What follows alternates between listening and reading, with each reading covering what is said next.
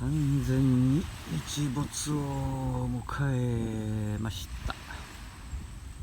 伊勢崎海岸、はい、まだ焚き火はこうこう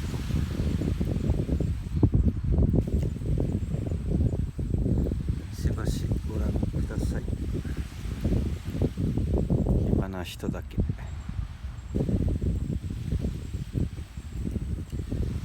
この前ヒロシがね、マツコ会議でただ焚き火を見るだけでいいって言ってたけど、そんな心境のマンゴーおじいです。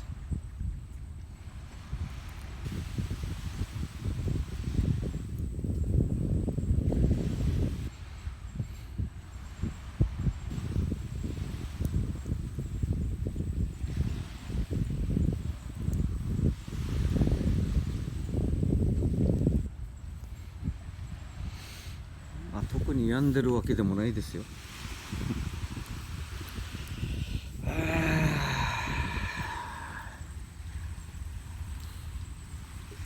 はい、タッチュー乾杯。今日はね、何もしたくないだけなのよ。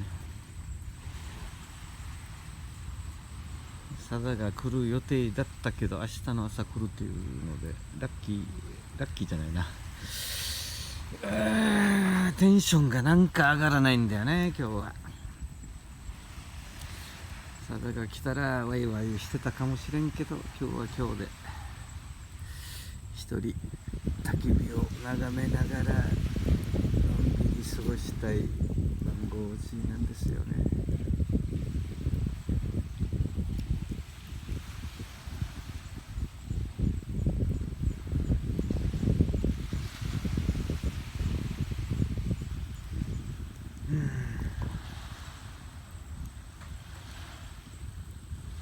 本当に暇な人だけ焚き火見ててください。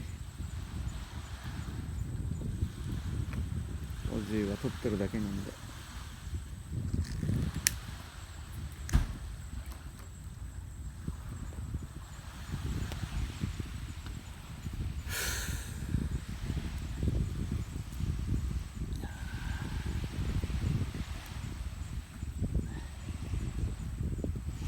焚き火をしながらルービーと